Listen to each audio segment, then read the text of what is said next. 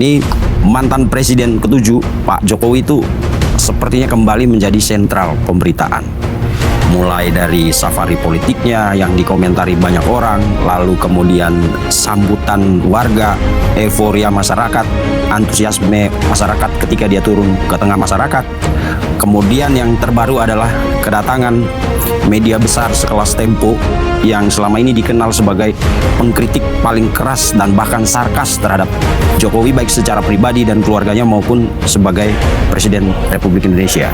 Nah, kembali lagi nih, bukan hanya kata orang NTT pulang kampung, tapi sepertinya dia siap banget untuk kembali ke kancah perpolitikan Indonesia. Dan itu terlihat kemarin ketika beliau datang ikut juga di sidang tahunan di gedung DPR MPR. Dan kita mau bahas ini tentang fenomena Pak Jokowi yang kembali lagi, apa tujuannya, kenapa beliau akhirnya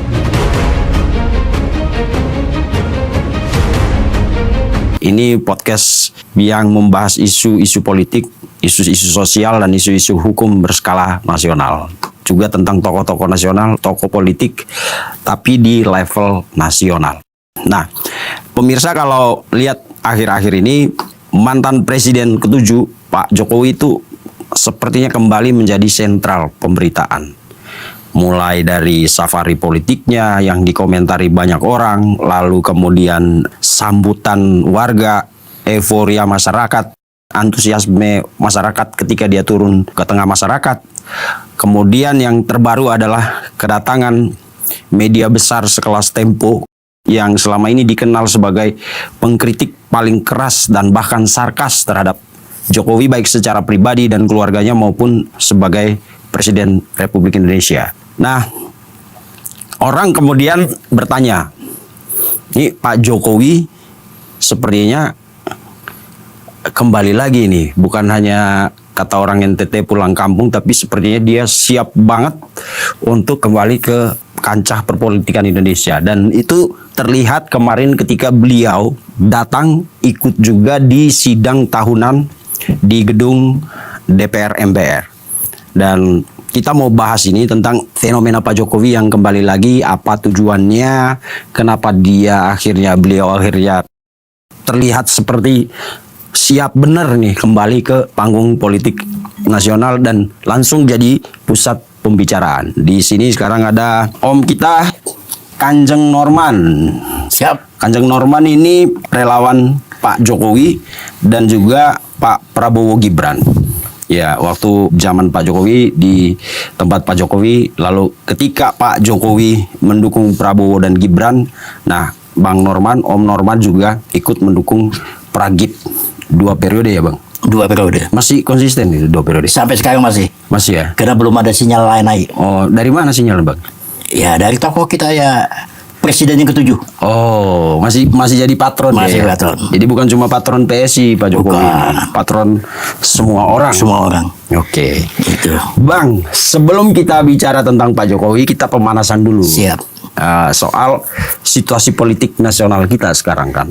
Dari pidato-pidato Pak Prabowo itu kan kita lihat negara ini emang sedang bergerak menuju titik yang diharapkan, ya kan, menuju tujuan.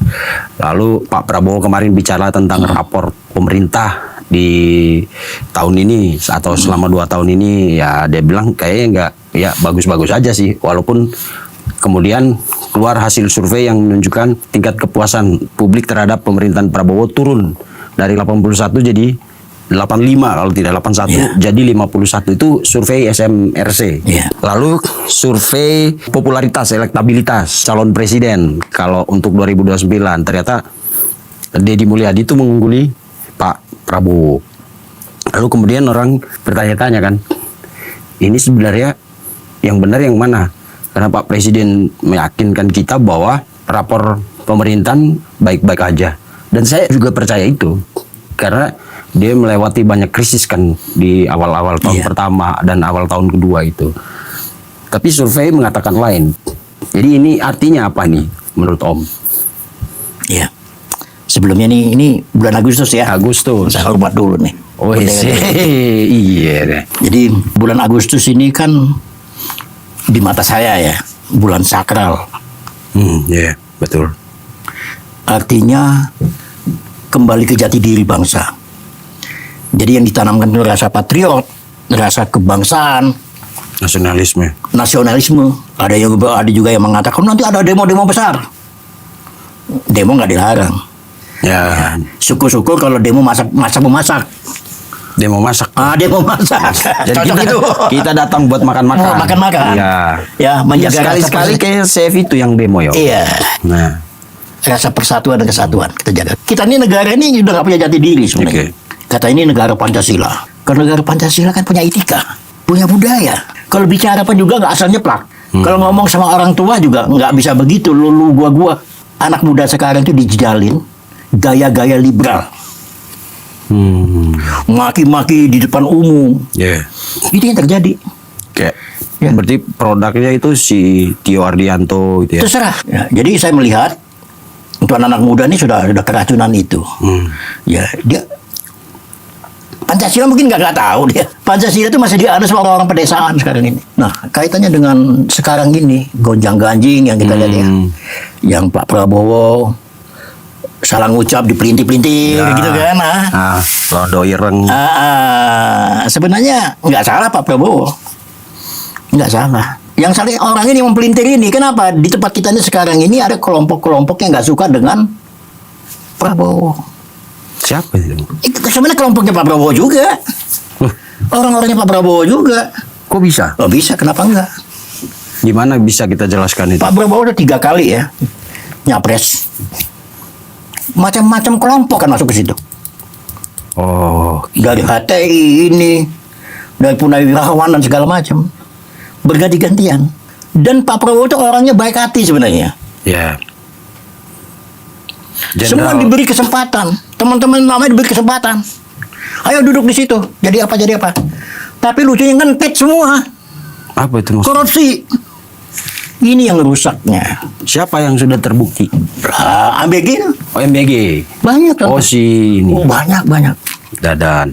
Ya kan? Nah, di zaman sekarang ini, di Agustus ini kita kembali ke jati diri lagi. Jadi, siapa sih mau jadi panutan kita sekarang ini? Kalau kita tanya, yang presiden yang jadi panutan kita sekarang ini siapa? Nggak ada. Nah, orang masih berharap ke Pak Jokowi lagi. Nongol itu masa lalu. Ya. Jadi istilah Jawa itu, Ingarso sung tulodo. Ing madyo mangun karso. Tuturi handayani. Itu udah nggak ada di jiwa-jiwa kepemimpinan kita. Berarti Bang Norman mau bilang Pak Prabowo nggak? Seharusnya Pak Prabowo tuh memahami itu. Dia kan militer. Ya kalau Pancasila dia hafal lah gitu. Ya kan. Pak Prabowo pertama kurang memahami jiwa anak muda. Oke. Jadi kalau ngomong tuh bisa berjam-jam itu Pak Prabowo itu. Akhirnya apa? Kan orang nyari celah yang bisa dipelintir nih. Nah, dan lucunya yang melintir itu yang nggak suka sama Pak Prabowo itu orang-orang Pak Prabowo juga. Iya. Kenapa Om? Kan Itu yang saya kalau katakan di tadi. kontestasi itu kan lu ikut gerbong ini kalah ya udah kalah. Iya. Ikut lagi kalah lagi. 3 kali ini macam-macam Pak Prabowo dia ngajak orang.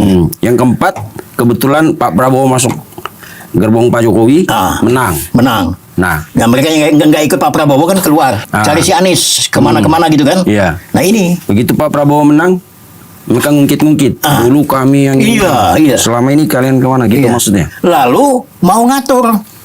Nah, ini Diberi kesempatan mau ngatur. bagaimana mereka ngatur Oh banyak presiden? lah. Banyak contoh. Ya. Mau ngatur ketatanegaraan. Ini kendala. Kasihan. Saya lihat Gerindra kasihan ini. Emang kekuatan mereka apa? Tidak ada lah. Nggak ada Sampai kekuatan. bisa mengatur gitu. Iya. Nggak ada pertemanan aja. Pak Prabowo itu kan pertemanannya kan kuat.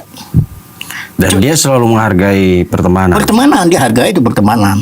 Tapi temen ini kadang-kadang makan temen gitu. Saya kasih kesempatan ke Anda. Tiba-tiba Anda ngantem saya dengan cara yang lain. Ini tuduhan bukan sih Om? Nyata kok bukan tuduhan. Ya, makanya sekarang ini di antara Gerindra sendiri ya coba merenung ulang. Apalagi kalau misalnya Pak Jokowi Gibran dimusuhi ya selesai. Apa urusannya? Bisa jadi. Kenapa enggak? Karena orang-orang yang pembisiknya Pak Prabowo ini yang nggak sehat. Termasuk ingin memisahkan Gibran dari Padahal kalau direnungkan, waduh, baru 2 tahun sudah coba-coba begitu. Ya, ketara kan kelihatan nanti siapa nih yang loyang, siapa ini emas. Tapi kan di publik dihembuskan isu bahwa Gibran itu yang mau mengambil alih itu. Oh, tidak. Dari mereka juga bikin isu. Dari mereka yang bikin isu, bukan dari ini. Kalau kita tetap solid.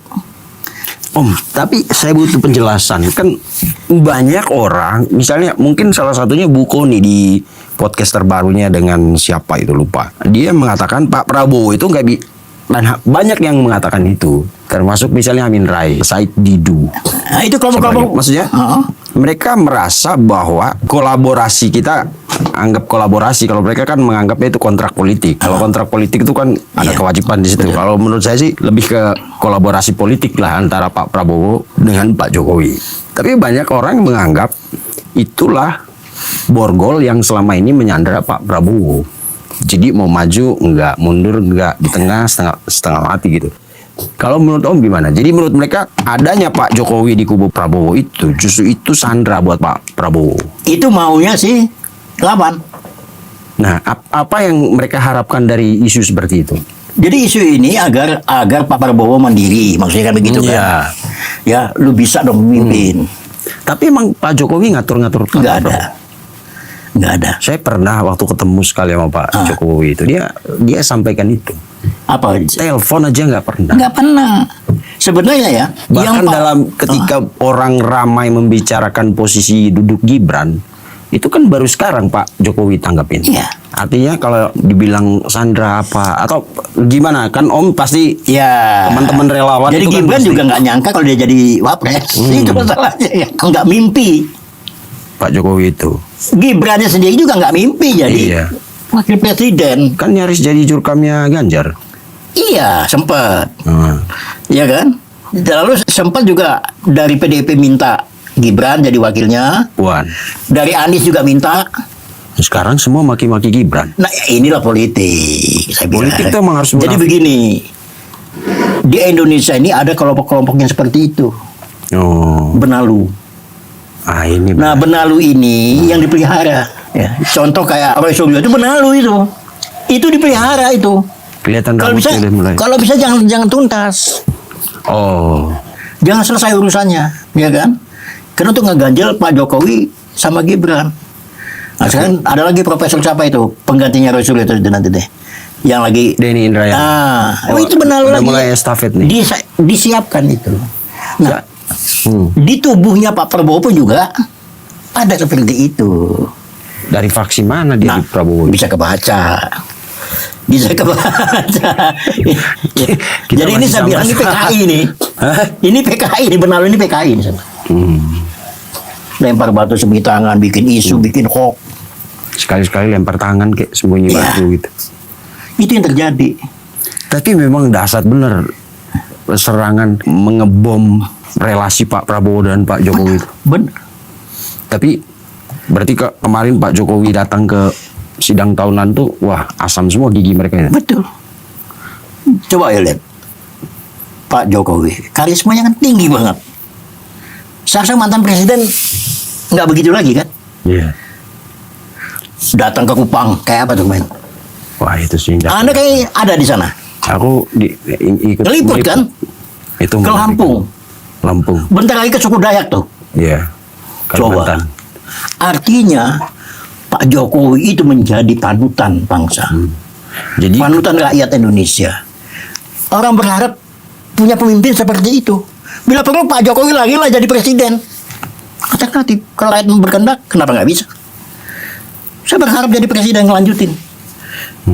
Ini saya ya. ya, Nah itu. tapi jangan sih Om. Ke apa jana? Undang-undang yang dirusak. Undang-undang kan bisa dibikin. Undang-undang kan bisa dirubah. Kenapa nggak bisa dirubah? Jangan nanti orang bilang, oh berarti benar tuh MK itu diatur-atur itu. Apanya? MK 90. Apa bedanya yang kemarin ini bisa diatur-atur juga? Sama. Ini politik. Wah rusak undang-undang. Enggak. Siapa aja yang naik. Saya pernah ngomong. Dan Pak Jokowi kayaknya nggak mau juga. Dia nggak ngomong. Saya pernah mengatakan gitu. Pak, Bapak lagi jadi presiden, Pak. Apa katanya? Ada ganjelannya pasal berapa itu? Di Undang-Undang Dasar. Ya kalau sepakat rakyat Indonesia, sepakat semua itu. Mau ngomong apa? Amandemen lagi undang-undangnya. Kita kan kepengen maju Indonesia.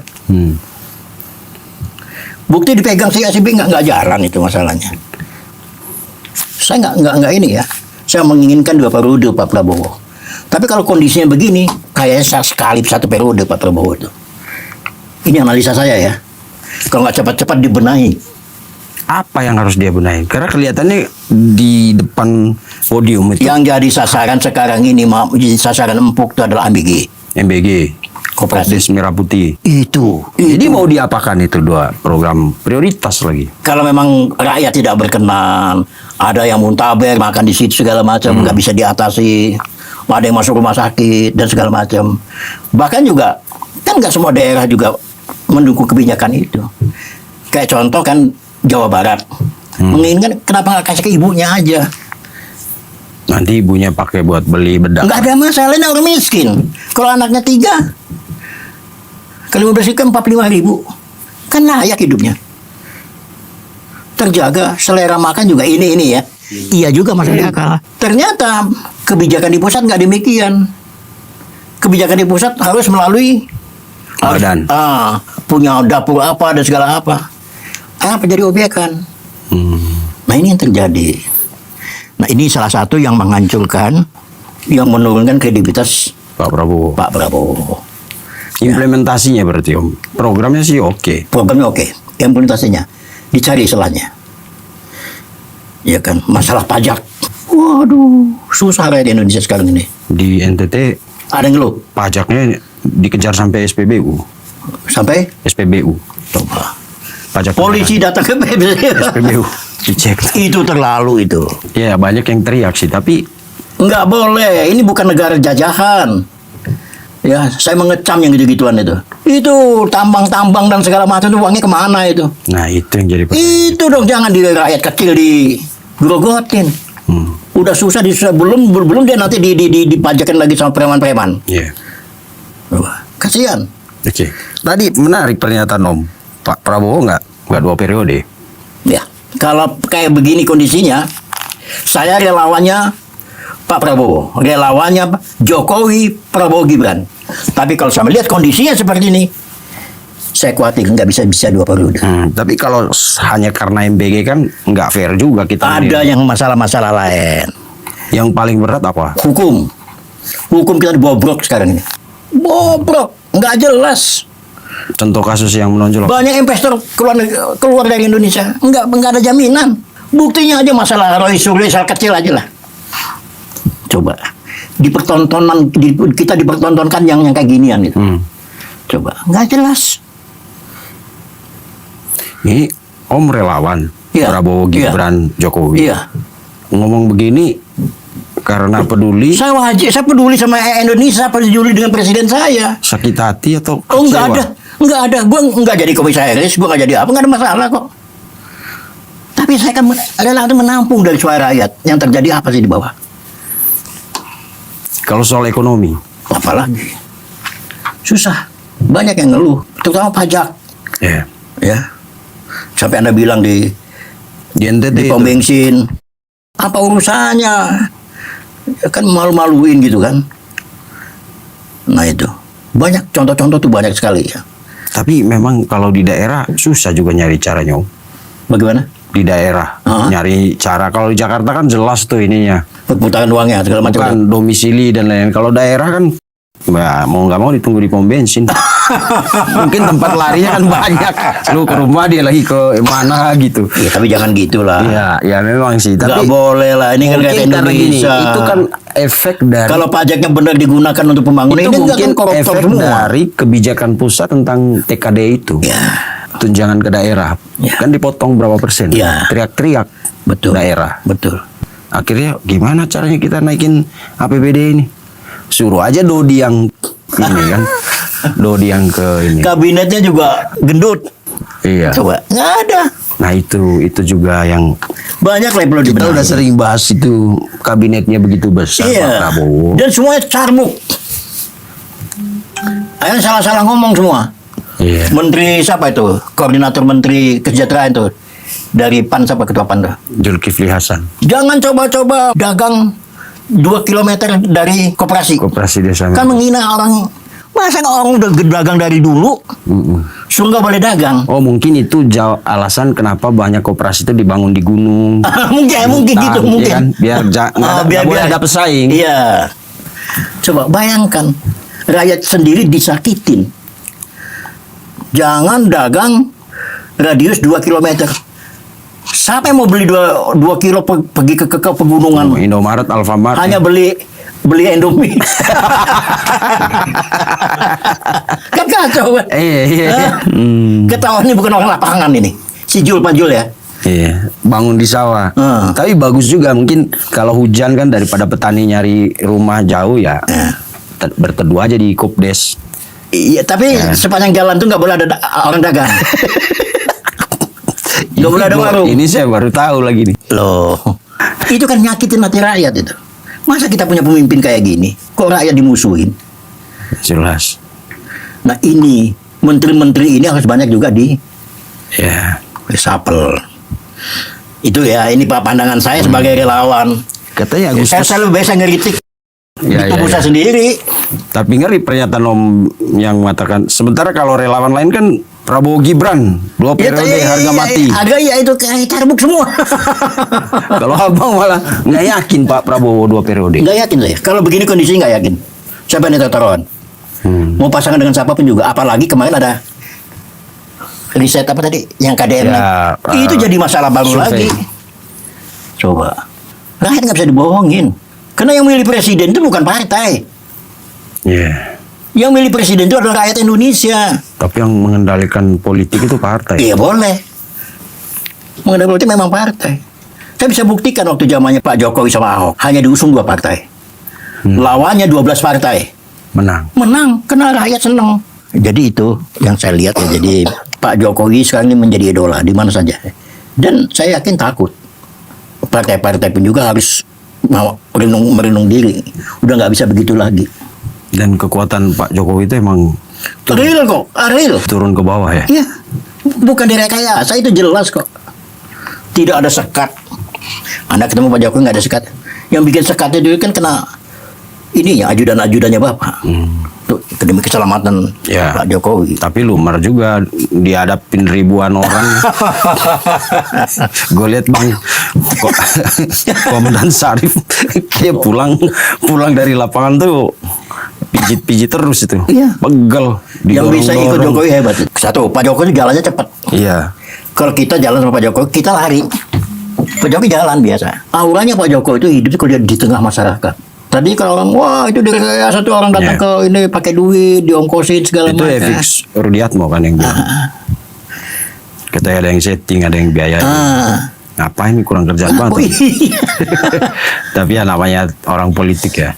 Nah jadi di bulan Agustus ini memang kita belum ada pemimpin yang jadi panutan. Kalau di kabinetnya Pak Prabowo, menteri-menteri juga belum ada jadi panutan. Mencele-mencele. Amran Mentan. Carbuk juga. Lah kok carbuk Om? Sama aja carbuk juga. Iya benar. Ini lumayan dia di bidang. Lumayan nanti mau kerja. Kalau yang lain seperti kayak siapa tuh tadi si yang dari PAN itu? Zulkifli. Pidatonya langsung nyakitin hati rakyat. Jangan ada radius 2 kilo. Kalau ada koperasi di situ, nggak boleh dagang. Orang-orang kan nyakitin. Masa gua mau beli Indomie aja ke gunung. Gila. Terserah lo mau marah-marah lah. Jadi itulah yang sekarang ini kenapa merosotnya. Belum ada 2 tahun. Pak Prabowo ini kena paktongnya banyak. Jadi siapa yang salah sebenarnya? Karena kalau kita kan selalu berpikir Pak Prabowo itu orang baik. Betul. Nah, di satu sisi dia orang baik. Betul.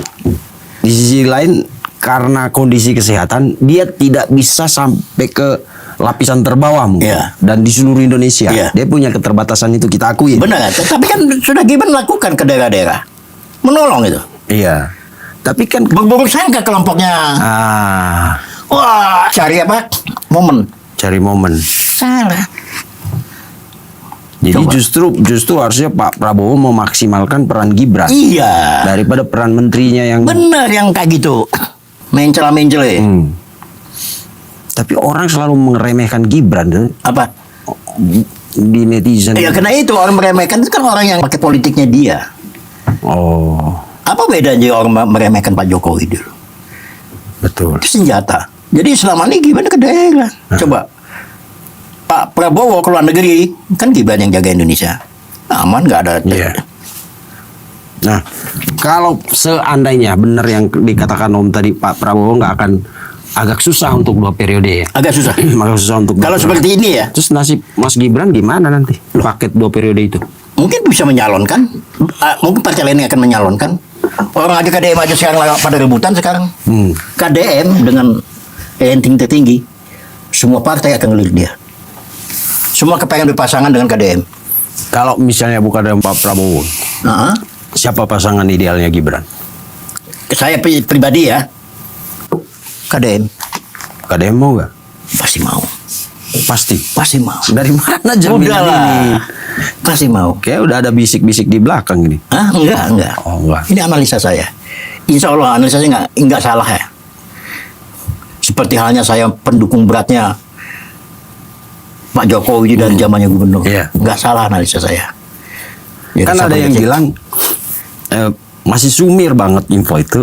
Pak Prabowo mungkin nanti tidak akan lagi maju karena kondisi kesehatan dan dia. Nah, dia itu orang lain yang buat kan? Ya, Orang lain bukan Pak Prabowo ya. bukan. Nah itu hati-hati. Kalau Pak Prabowo bisa mengikuti psikologinya anak muda, memahami jiwanya anak muda, ya nggak seperti ini sekarang. Oke. Ada lagi yang bilang begini. Kenapa orang misalnya seperti Denny Indrayana gencar sekali menyerang Gibran supaya suruh mundur. Pak, itu nggak masuk hitungan. Iya, maksudnya, tapi kan narasi itu Nggak apa-apa. iya, tapi orang bilang narasi itu tidak berjalan sendiri, tapi ada skenario di belakang itu. Ada yang mengatakan begini, sepertinya bakal ada gerakan besar, kan itu kan isunya untuk menggeser Pak Prabowo. Tapi kan orang nggak, lalu mereka membangun narasi, nggak mungkin kita terima Gibran. Kalau presiden mundur kan Gibran naik. Ya kan ini logika orang warung aja lah. Om. Iya. Ya enggak. Lalu gimana caranya supaya kita ambil kesempatan ini? Mundurin dulu Gibran, pasang orang kita, baru mundurin baru. Ya nanti tahun kembali Pak 2029. Oh iya. Iya Enggak, kan? karena kalau tunggu 2029 katanya susah lawan. Ya punya masa nggak dia? Siapa Itu, sih Denny itu siapa? Dan itu yang dulu kasus korupsi apa gitu. Dia kan masih bermasalah. Kasus korupsi apa ya waktu itu ya? Nggak tahu apa tentang imigrasi, apa tentang apa itu saya nggak tahu tuh. Itu nggak saya dengar. Itu belum tuntas ya? belum tuntas. Belum tuntas. Ini bumbu-bumbu. Tetap bumbu-bumbu itu ada. Makin digituin Gibran makin Iya. besar. Oke. Pak Jokowi makin digituin sama Reses, ya makin tinggi. Iya. Satu bukti. Apalagi semakin kesini semakin kelihatan kalau mereka itu takut. Ketahuan orang ini mereka berbohong kok Orang ketahuan. takut kan biasanya karena nggak benar. Iya kan Om? Berarti kalau udah takut masuk pengadilan, oh lu kemarin bohong lu. Betul. Takut Kan mereka. itu yang membuat nama Pak Jokowi Dan menjadi. Pak Jokowi kan artinya tanpa mereka nonton lihat kehebatannya Pak Jokowi di daerah. Itu udah satu tamparan tuh mereka. Kalau orang percaya dengan omongan Roy Suryo, nggak ada pengikutnya Pak Jokowi. Termakan isu kan. Bahkan ada anggota DPR RI asal NTT waktu itu Nah, yang menggaung-gaungkan soal ijazah sebelum Pak Jokowi ke NTT, ternyata nggak ngaruh juga. ngaruh. Malah termasuk siapa yang dari PDIP, siapa tuh? Iya, Andreas Hugo, Ah. kan orang NTT itu. Iya. Apa dia? Spanduk penolakannya ditempel di pohon-pohon yang nggak Penolakannya pakai apa? Tulisan tangan. tulisan tangan. Ya mungkin dicetak percetakan nggak mau Ya, kata nerima. Bestari, Bang Bestari begitu mungkin Betul. percetakan pun nggak mau Nggak nyetak mau. gitu ya. Oh, Akhirnya itu. ditulis tangan ditempel di Pak pohon mana Jokowi gitu. bapaknya NTT itu. Iya. Nah itu. Oke, baik Om. Kalau begitu kan kita tetap masih peduli sama pemerintahan Pak Prabowo. Kalau bisa Masih jangan harus. berhenti di tengah jalan lah. Jangan, saya minta itu. Banyak rongrongan ini. Ya kan? tapi begini, kalau kita sudah jaga udah nggak bisa di atasnya mau ngomong apa, karena rakyat berkendak. Rakyat yang mana Om? Lihat aja lah nanti lah. Berarti benar itu isu gerakan Agustus. Itu tetap ada, gerakan demo-demo itu tetap ada. Iya, karena Panglima juga bilang kan demo boleh Asal jangan Nggak anarkis. dilarang, ya. Asal Jangan anarkis. Berarti demo itu akan ada. Ada. Pasti ada. Iya. Kalau bisa jangan bulan Agustus lah kalau memang ada demo. Ini bulan-bulan istimewa, bulan-bulan sakral. Ya kan kita hargai para pejuang-pejuang. Tanpa mereka tuh kita nggak bisa sekarang, nggak bisa hadir sekarang. Karena saya merasa bapak saya itu pejuang masalahnya. Saya tahu bener lah tingkat kesulitan-kesulitannya itu. Karena kemerdekaan kita tuh nggak diberi sama negara lain. Ya. Kemerdekaan kita direbut oleh rakyat Indonesia. Nah itu. Jadi ya demo nggak dilarang, nggak ada yang larang, dilindungi kalau undang-undang kok. Ya. Tapi jangan anarkis. Ya. Gitu. Sebagai kepedulian Abang terhadap pemerintahan Pak Prabowo, apa catatan yang disampaikan? Saya pesan pada presiden saya sendiri ya, omongan dikurangin, bercanda gitu. Kenapa? Karena ini langsung publik. Pidatonya Pak Presiden itu kan langsung disiarkan kan gitu. Begitu omongan cepat-cepat kan banyak orang yang tersinggung. Kalau tersinggung berarti benar. Loh iya dong. Nggak suka gue dengan presidennya. Saya ini di papan bawah mendengar. Kalau anggota DPR itu mana mau ke bawah? Nggak tahu apa yang terjadi di bawah. Di bawah apa yang terjadi? Tingkat kesulitannya itu.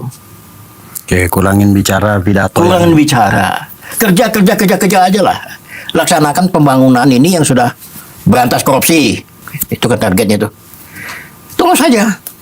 Sekarang nggak nongol lagi nih. Kan biasa kan di kejaksaan itu kan ada uang triliunannya nggak nongol lagi. Tongolin terus. Bapak Prabowo tidak kalah dengan mafia-mafia. Banyak contoh-contoh gitu. Nah, jadi saya kepengen juga pembisik-pembisiknya Pak Presiden pun juga hati-hati. Rakyat ini nggak bodoh. Kalau mau 2 periode, ya harus dirubah. Ya. Perlu reshuffle nggak? Sangat. Menteri mana yang harus di reshuffle? Waduh, banyak lah itu. Yang tadi yang ngomong-ngomong itu juga tuh. Reshuffle. Kenakan mereka. Posisi mana yang harus diperkuat Pak Prabowo? Lini mana? Ekonomi, hukum kita udah muat marit ini. Muat marit. Nggak percaya. Coba yang kasus korupsi yang Febri. 70 emas berapa? 74 kilogram. Febri Adriansyah. Di depan mata itu. Tukang bantasin korupsi, tapi dia sendiri ngentit gitu. Ngeri ngeliat kan. Ironis sih emang itu. Kronis. Nah, ini si malakaman tuh Pak Prabowo. Jadi jangan merasa di anggota DPR gua orang hebat ini nggak ada tuh. DPR itu kan dianggap sebagai rakyat. Benar. Jadi saya yang ada di papan bawah tuh saya rasakan benar kesulitan-kesulitan itu. Ya kan? Saya rasakan kesulitan-kesulitan rakyat itu ya kan. Jangan dibikin lagi itu. Atau jangan diremehkan. Waduh, jangan. Ditutup-tutupi dengan narasi-narasi yang enggak realistis gitu ya. Iya. Anda sendiri aja udah menyatakan di pom bensin kan ada. Itu upaya Pemda untuk Bukan menambah itu nggak benar, tidak dibenarkan kan? PAD. Lalu lintas iya, nggak dibenarkan. Coba, kok pajak jadi andalan? Kemana tuh uang tambang, hasil tambang, uang dari Freeport, mana semua? Terbuka dong, transparan. Ya, padahal Freeport gitu Pak Jokowi udah upayakan Iya. dapat berapa 50 Terbuka. sekian persen. Iya, belum yang di Kalimantan. Belum di Riau sana. Gas dan segala macam. Kabel. Kayak kemarin ketahuan ini, Pertamina. Saya baca di salah satu media. Pertamina beli minyak dari masyarakat, dari rakyat. Kan ada kan sekarang tambang dari rakyat. Nah, dilempar ke Singapura. Singapura dikembalikan ke kita.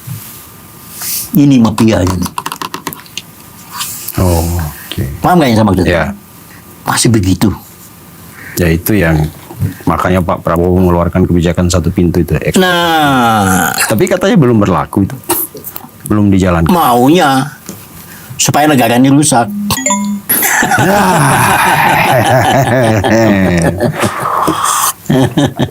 Seru kalau ngobrol sama abang yang satu Iya, ini. Nggak tede ngaling-ngaling. Saya nggak ada dengar-dengar, silakan aja ya mau marah sama saya. Kita yang harus siapin baling-baling. Bang. Iya. Kalau Saya untuk apa ngomong dua periode kenyataannya beda. Saya kan pernah ngomong di forum Ada nggak waktu itu? Di RJ. Iya ada Forum tokoh lah. kita, ada Pak Jokowi kalau nggak salah.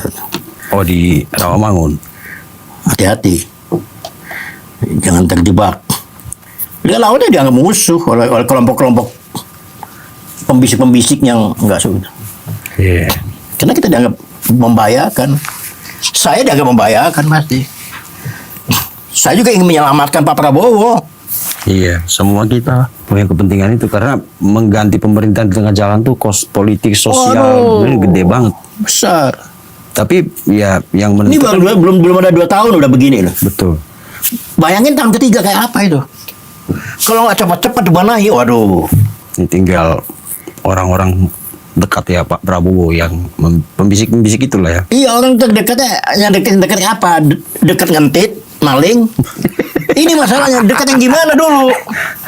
Karena ada orang terdekatnya Pak Prabowo itu ngentit, maling. Dipercaya sama Pak Prabowo megang ini. Ngentit, korupsi. Malu-maluin Pak Prabowo. Iya. Coba. Oke, Bang. Oke. Ini Kenapa? Apa menarik ini? repot deh Bang ya. Repot. Jangan, jadi saya Kasihan juga Pak Prabowo. Saya kasihan kepengen nih. juga podcast. Jangan muluk-muluk juga lah. Kasihan juga Pak Prabowo ya. Sangat. Sangat dikasihanin. Iya.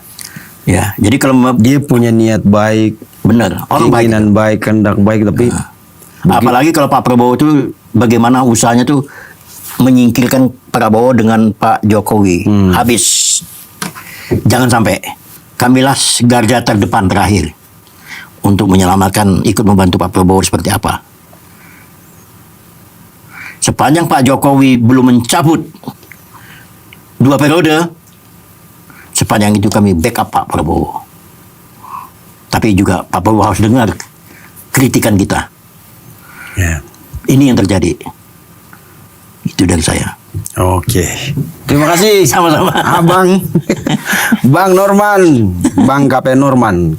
Kanjeng Pangeran ya Bang. Iya. KP Bang KP Norman, relawan yang solid, militan, di mana aja ditempatkan ya selalu akan berdiri di garda terdepan jika ada orang yang berusaha merongrong orang yang dibelanya. Itu yang mereka lakukan selama 10 tahun berdiri di belakang Pak Jokowi dan sekarang berdiri di barisan Prabowo Gibran.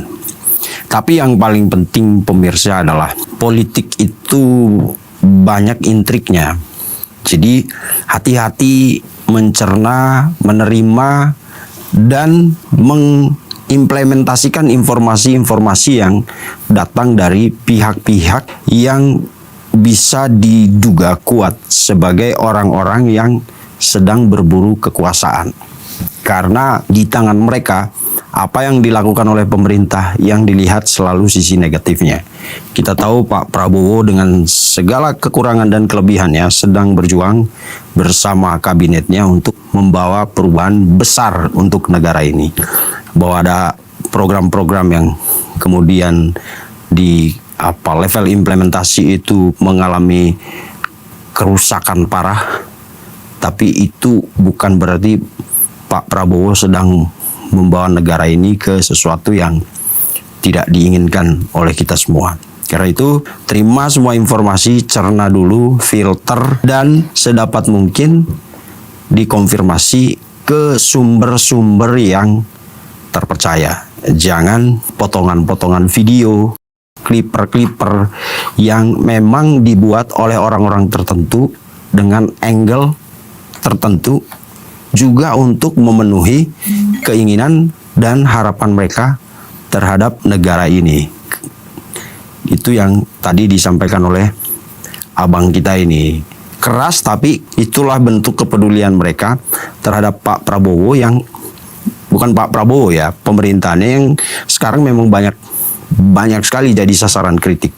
Seolah-olah apa yang dilakukan oleh pemerintah itu nggak ada yang benar. Sampai Ferry Hamsari dan teman-teman membentuk kabinet bayangan. Dan itulah lingkungan demokrasi. Setiap orang berhak berbicara, tapi kita juga punya hak dan kewajiban untuk menyaring, memilih-milih, dan mengklarifikasi, cross-check informasi-informasi yang ada supaya kita tidak terbawa arus seperti gelondongan kayu di Sungai Musi atau di tempat-tempat yang ikut aja air kemana airnya membawa. Karena negara ini harus dibangun oleh masyarakat yang kuat, yang kritis, yang tidak mudah terpengaruh. Gitu ya Bang? Ya. Dan mudah-mudahan 17 Agustus yang sebentar lagi akan kita rayakan Hari Raya Kemerdekaan kita kembali membawa hikmah bagi kita semua, bagi seluruh masyarakat, terutama juga bagi para pemegang tampuk pemerintahan saat ini. Sampai jumpa di episode selanjutnya. 2, 1.